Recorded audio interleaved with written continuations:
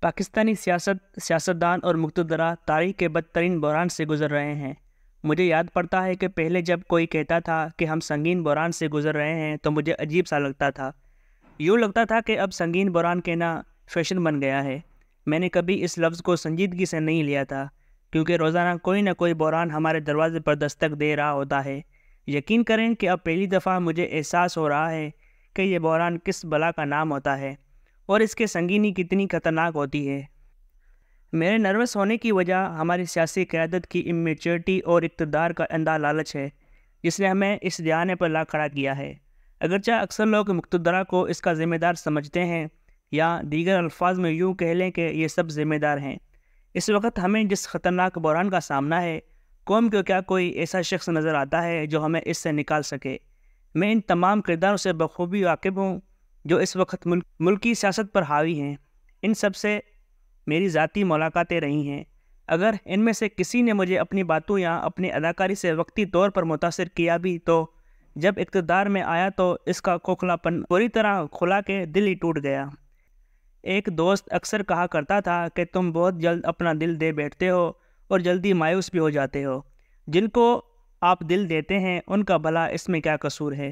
انہوں نے آپ کو کہا تھا کہ آپ انہیں دل دیں، آپ خود ہی دل دے دیتے ہیں اور خود ہی مایوس ہوئے پھرتے ہیں۔ ان کی اس بات میں وزن تھا۔ پھر میں نے اپنی کاؤنسلنگ کی، خصوصاً سیاسی لوگوں کے حوالے سے، کہ انہیں دل نہ دیا جائے، یہ سب اداکار ہوتے ہیں، فلمی اداکاروں سے بھی بڑے اداکار۔ خیر، بات بحران کی چل رہی تھی تو مجھے امریکی صدر جان ایف کینیڈی کی ایک شاہکار کتاب پروفائلز ان کریج یاد آئی، جس کا تذکرہ میں پہلے بھی اپنے کالموں میں کر چکا ہوں۔ آج یہ کتاب یاد آنے کی وجہ موجودہ سیاسی بحران ہے۔ کچھ عرصہ قبل اس کتاب کا ایک نیا ایڈیشن شائع ہوا ہے، جس کا دیباچہ کینیڈی کی بیٹی کیرولین کینیڈی نے لکھا ہے۔ یہ کتاب ان امریکی سیاستدانوں یا فوجیوں کے بارے میں ہے جنہوں نے اپنے عروج پر ایسے فیصلے کیے ہیں جن کے حوالے سے انہیں علم تھا کہ ان کا انہیں سیاسی نقصان ہوگا۔ ان کے کیریئر تباہ ہو گئے، عوام انہیں برا سمجھیں گے۔ ایک سینیٹر جو پہلی دفعہ منتخب ہوا تھا، ایک ایسا فیصلہ کر بیٹھا جو اس کے خیال میں امریکہ کے لیے ضروری تھا۔ اس نے ایک بل پر اپنی پارٹی لائن کے برعکس ووٹ دیا، جس پر اس کے گھر کا گھیراؤ کیا گیا، اسے دھمکیاں دی گئیں۔ اسے علم تھا کہ یہ اس کا آخری الیکشن ہے، لیکن اس نے اس بل کے حق میں ووٹ ڈالا کیونکہ وہ قائل ہو گیا تھا کہ یہ بل امریکہ کے لیے بہت اہم تھا۔ یوں اس نے اپنا سارا کیریئر تباہ کر لیا۔ کینیڈی کے نزدیک وہ سینیٹر ایک بہادر انسان تھا جس نے عوامی رائے عامہ کے برعکس جا کر ایک اسٹینڈ لیا جو اس کے خیال میں امریکہ کے لیے ضروری تھا۔ اسی طرح کے کئی دیگر کرداروں کا بھی انہوں نے اپنی اس کتاب میں ذکر کیا ہے، جو اپنے مستقبل اور کیریئر کو داؤ پر لگا کر امریکہ کے مفاد کے لیے کھڑے ہو گئے اور انہیں اس بات کا ملال تک نہیں تھا۔ اس کتاب کے تعارف میں کیرولین لکھتی ہیں کہ ان کے باپ کے نزدیک وہ لوگ بہادر تھے جو عوامی رائے عامہ کے خلاف جا کر اپنے بیانیے پر کھڑے ہونے کی سخت رکھتے تھے، جنہیں عوامی پذیرائی کی پرواہ نہیں تھی۔ کیرولین ایک واقعہ بیان کرتی ہیں، جب امریکن صدر رچرڈ نکسن کا واٹر گیٹ اسکینڈل سامنے آیا تو امریکی عوام بہت غصے میں تھے۔ انہیں لگا کہ امریکی صدر نے ان کے ساتھ دھوکہ کیا ہے، وہ ان کا سر چاہتے تھے۔ آخرکار نکسن کو عوام اور میڈیا کے دباؤ پر صدارت سے استعفیٰ دینا پڑا۔ رچرڈ نکسن کی جگہ ان کے نائب صدر جیرالڈ فورڈ نے صدارت سنبھال لی، لیکن امریکی چاہتے تھے کہ رچرڈ نکسن کا ٹرائل ہونا چاہیے، اسے سزا ملنی چاہیے۔ پورا ملک شور مچا رہا تھا۔ ان حالات میں جیرالڈ فورڈ بڑی مشکل میں پھنس گیا۔ اس کے صدر بنتے ہی جو پہلی فائل اس کی میز پر لائی گئی وہ صدر نکسن کی ٹرائل کے حوالے سے تھی۔ صدر فورڈ کے پاس 30 دن تھے اس فائل پر فیصلہ کرنے کے لیے۔ اس نے صدارتی اختیارات استعمال کرتے ہوئے صدر نکسن کو معاف کرنا ہے یا عوامی جذبات کا پاس رکھتے ہوئے ان کے ٹرائل کی منظوری دینی ہے۔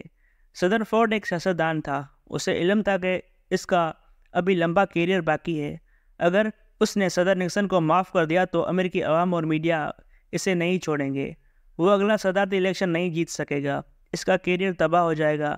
لیکن دوسری طرف اسے علم تھا کہ اگر اس نے صدر نکسن کو صدارتی معافی نہ دی تو وہ زخم نہیں بھرے گا جس کا درد امریکی عوام محسوس کر رہے تھے۔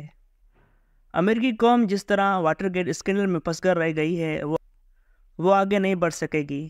ٹرائل کا مطلب ہوگا کہ یہ ایشو میڈیا، عوام اور اداروں میں ابھی مزید ڈسکس ہوگا اور امریکی عوام اس دلدل میں پھنستے جائیں گے۔ اگر امریکہ کو آگے بڑھنا ہے تو رچرڈ نکسن کو صدارتی معافی دینا ہوگی، لیکن وہی بات کہ معافی کا مطلب امریکی عوام اور میڈیا کا غصہ اور صدر فورڈ کا اپنی کیریئر تباہ ہونا تھا۔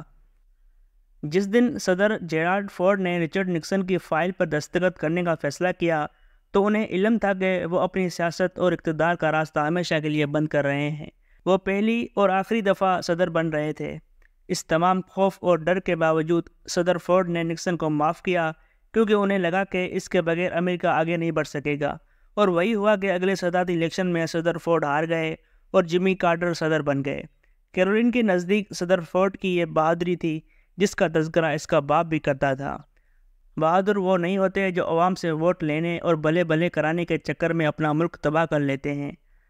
وہ کمزور لوگ ہوتے ہیں جو لہروں کے الٹ تیرنے کا حوصلہ نہیں رکھتے، جو صرف عوام سے اپنی تعریف چاہتے ہیں چاہے پورا ملک کی تباہ ہو جائے۔ اکثر لوگ آج تک حیران ہوتے ہیں کہ امریکہ میں ایک شخص صرف 2 بار صدر کیوں بن سکتا ہے۔ برطانیہ میں تو مارگریٹ تھیچر 3 دفعہ وزیر اعظم بنی تھیں، بھارت میں اندرا گاندھی بھی 3 دفعہ وزیر اعظم بنی، اور پاکستان میں نواز شریف 3 دفعہ وزیر اعظم بن چکے ہیں۔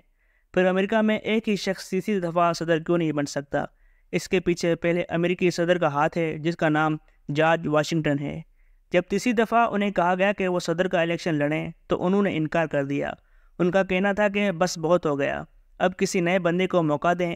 یوں جارج واشنگٹن نے ایک ایسی روایت قائم کی جو آج تک چلی آ رہی ہے۔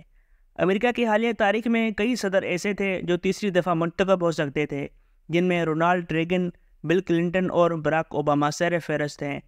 لیکن وہی بات کہ پہلے امریکی صدر نے تیسری دفعہ صدارت لینے سے انکار کر دیا تھا، اور آج تک امریکی اپنی پہلی صدر کی اس روایت کا احترام کرتے ہیں۔